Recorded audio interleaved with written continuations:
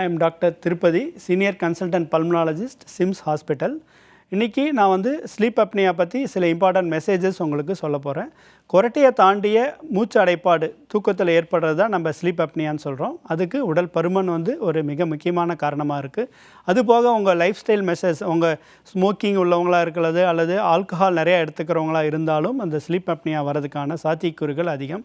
உங்களுக்கு கொரட்டை இருக்குது, உடல் பருமன் இருக்குது, அவங்களுக்கு ப்ரெஷர் கண்ட்ரோலே ஆகாமல் இருக்குது, ஒரு அன்ரெஃப்ரெஷிங் ஸ்லீப் இருக்குது, பகலில் எப்போ பார்த்தாலும் தூங்கிட்டே இருக்கிறோம், ஒரு சாதாரணமாக முடிச்சிருக்கக்கூடிய சூழ்நிலைகளில் உங்களை அறியாமல் தூங்கிறீங்க அப்படின்னால் உங்களுக்கு ஸ்லீப் அப்னியா இருக்கலாம். மருத்துவர் அணுகுனீங்கன்னா அவங்க ஸ்லீப் ஸ்டடி அப்படிங்கிறது ஒன்று பண்ணுவாங்க.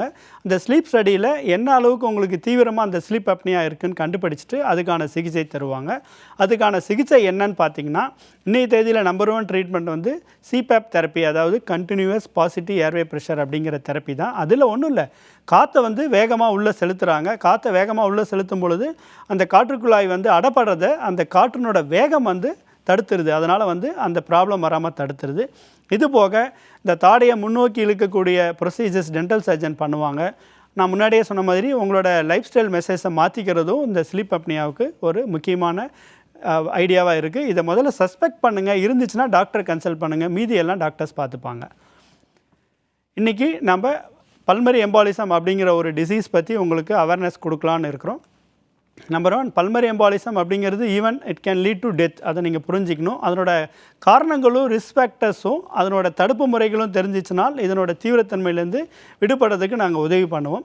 காரணங்கள் ஒரு ப்ரொலாங்டு இம்மொபிலைசேஷன், அதாவது படுத்த படுக்கையாக இருக்காங்க, ஒரு சர்ஜரி பண்ணி அதை படுத்துருக்குறாங்க அப்படின்னா அவங்களுக்கு காலில் ரத்த ஓட்டம் ஸ்லோ ஆகிறதுனால டீப் வெயின் த்ராம்போசிஸ் அப்படிங்கிறது முதல்ல ஃபார்ம் ஆகும். அந்த வெயினில் இருக்கக்கூடிய கிளாட் டுவர்ட்ஸ் லங் ட்ராவல் பண்ணி லங்கில் இருக்க பல்மரி ஆர்டரியில் போய் அடைச்சிக்கிச்சுன்னா அதை தான் நம்ம பல்மரி எம்பாலிசம்னு சொல்கிறோம். அவங்களுக்கு மூச்சு திணறல் ஏற்படலாம், ஆக்சிஜன் குறைபாடு ஏற்படலாம், திடீர்னு மயக்கம் விழலாம், பல்ஸ் ரேட் அதிகமாக இருக்கலாம், பிபி நிறையவே குறையலாம். இதுதான் பல்மரி எம்பாலிசத்தினோட அறிகுறி.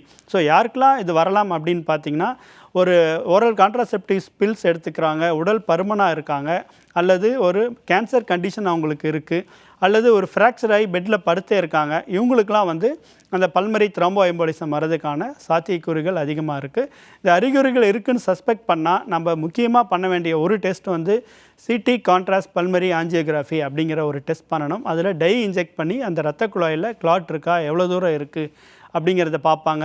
ஒன்ஸ் கண்டறிஞ்சிட்டோம்னா அது 2 வகையாக பிரிப்பாங்க, மேசிவ் இல்லைனா சப்மேசிவ்னு சொல்லிட்டு. மேசிவ் அப்படின்னால் உடனடியாக அவங்களுக்கு த்ராம்போலைசிஸ், எப்படி ஹார்ட் அட்டாக் வந்தால் மருந்துகள் உடனடியாக செலுத்தப்படணுமோ அதே மருந்துகள் இதுக்கும் கொடுக்க வேண்டியிருக்கும்.